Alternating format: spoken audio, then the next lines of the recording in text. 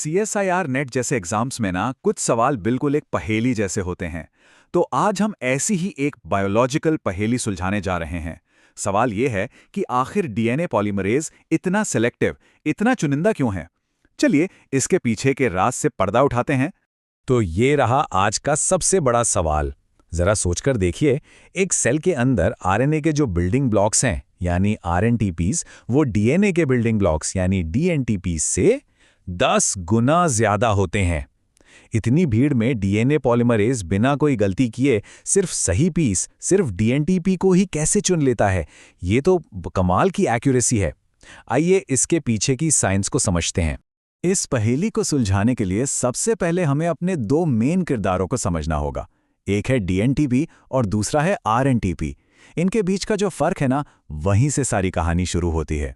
यहां देखिए, स्क्रीन पर इनके स्ट्रक्चर को देखिए। लेफ्ट साइड में है आरएनटीपी का राइबोस शुगर और इसके 2 प्राइम पोजीशन पर एक OH ग्रुप यानी हाइड्रोक्सिल ग्रुप साफ साफ दिख रहा है। अब राइट साइड में डीएनटीपी के डीऑक्सीराइबोस शुगर को देखिए। उसी 2 प्राइम पोजीशन पर सिर्फ एक हाइड्रोजन एटम है। देखने में ये बहुत छोटा सा, बहुत मामूली सा अंतर लगता है, लेकिन यकीन मानिए यही वो क्लू है जो हमारी पूरी पहेली सुलझाएगा।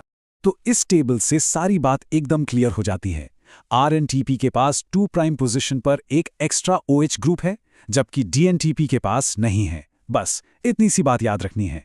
ये छोटा सा एक्स्ट्रा OH ग्रुप ही सारी कहानी का हीरो है, या कह सकते हैं विलेन है। तो अब हम ये तो जान गए कि दोनों मॉलिक्यूल्स में फर्क क्या है। अब देखते हैं कि ये छोटा सा फर्क डीएनए पॉलीमरेज के एक्टिव साइट में, यानी उस जगह जहां असल रिएक्शन होता है, वहां क्या खेल खेलता है। और यहां देखिए, एक डीएनटीपी जिसके पास वो एक्स्ट्रा OH ग्रुप नहीं है, वो डीएनए पॉलीमरेज के एक्टिव साइट में एक पजल के पीस की तरह बिल्कुल परफेक्ट फिट हो जाता है। ऐसा लगता है जिससे वो जगह बनी ही उसी के लिए हो। और जब फिट परफेक्ट होता है तो डीएनए बनता जाता है। सिंपल। लेकिन जैसे ही एक आरएनटीपी उस एक्टिव साइट में आने की कोशिश करता है, उसे रिजेक्ट कर दिया जाता है। वो फिट ही नहीं हो पाता। ये जो बड़ा सा लाल X है ना, ये साफ बता रहा है, sorry, no entry for you. पर ऐसा क्यों? ऐसा क्या है जो उसे रोक रहा है? जवाब यहाँ है, वही एक्स्ट्रा 2 OH ग्रुप जिसके बारे में हम शुरू से बात कर रहे हैं, वही है इसका कारण। ये एक्स्ट्रा ग्रुप फिजिकली पॉलीमरेज के एक्टिव साइट में मौजूद अमीनो एसिड्स से टकरा जाता है, एकदम से क्लैश करता है। सोच लीजिए, आप एक ऐसी जगह कोई चीज़ फिट करने की कोशिश कर रहे हैं जहां उसके लिए जगह ही नहीं है। और इस फिजिकल क्लैश, इस टक्कर के लिए एक बड़ा ही इंपॉर्टेंट साइंटिफिक टर्म है जो CSIR नेट के पॉइंट ऑफ व्यू से बहुत जरूरी है। इसे कहते हैं स्टेरिक हिंड्रेंस। आखिर ये है क्या? आइए इसे भी आसान भाषा में समझते हैं। तो स्टेरिक हिंड्रेंस का सीधा सा मतलब है कि एक ऐसी रुकावट जो मॉलिक्यूल के साइज या शेप की वजह से पैदा हो। बस हमारे केस में आरएनटीपी का वो एक्स्ट्रा 2-OH ग्रुप ही वो बल्कि पीस है, वो रुकावट है जो पजल में फिट नहीं हो पा रहा। यही है स्टेरिक हिंड्रेंस का पूरा कॉन्सेप्ट।